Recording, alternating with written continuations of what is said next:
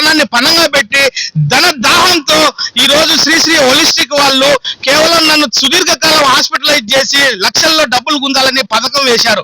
నేను దాన్ని కనుక్కొని మరుసటి రోజు నా మత్తు దిగిన తర్వాత ఒరేనాయనా మీ హాస్పిటల్ వద్దు, మీ కథ వద్దు, మీ ట్రీట్మెంట్ వద్దు, నాకేంది కర్మ, నన్ను వదిలేయండి రా తండ్రి, నన్ను డిశ్చార్జ్ చేయండి అని చెప్పేసి నేను ఫోన్ చేసి వాళ్ళను వేడుకోవడం జరిగింది. కింద రిసెప్షన్ కు ఫోన్ చేసి వాళ్ళంతా కూడా ఎవడో పిఆర్ఓ అంట, వాడు నేను డిశ్చార్జ్ చేయరా తండ్రి అని చెప్పి నేను ఫోన్ చేసి అడిగితే అక్కడ డిఎంఓ డ్యూటీ మెడికల్ ఆఫీసర్ చెప్తాడు వాంచి మింగండి అంట. ఆడు నా బూత్ పదం మాట్లాడలేకపోతాడా కానీ వాంచి మింగండి అంట. ఆడు భయపెట్టండి వాడిని, వార్నింగ్ ఏంటి అని అంటున్నాడు. ఎందుకో ఆయన నన్ను డిశ్చార్జ్ చేయండి, మీ ట్రీట్మెంట్ వద్దు, మీ అనుచిత వైద్యం నాకు వద్దని చెప్తే వాళ్ళు కొట్టమని చెప్తా అన్నారు. ఈ రకమైన పరిస్థితి ఈరోజు శ్రీశ్రీ హోలిస్టిక్ హాస్పిటల్ ఉంది. నా మీద ఎన్నో రకమైనటువంటి నేరపూరిత క్రిమినల్ చర్యలకు పాల్పడ్డారు. ఇందులో భాగంగా నేను స్థానిక 1 టౌన్ పోలీసు వాళ్లకు కంప్లైంట్ ఇచ్చిన.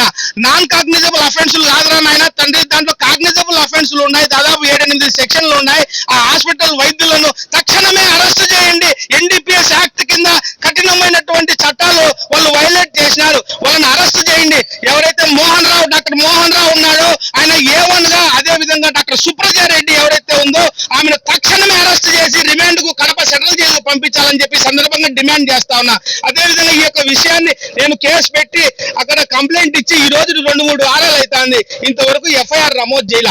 ఈ విషయాన్ని కలెక్టర్ గారికి చెప్పుకుందామని వస్తే అక్కడ ఎవరో ఒక పెద్ద ఆఫీసర్ గారు ఉంటే ఆయనకు నా పరిస్థితి వివరించడం జరిగింది.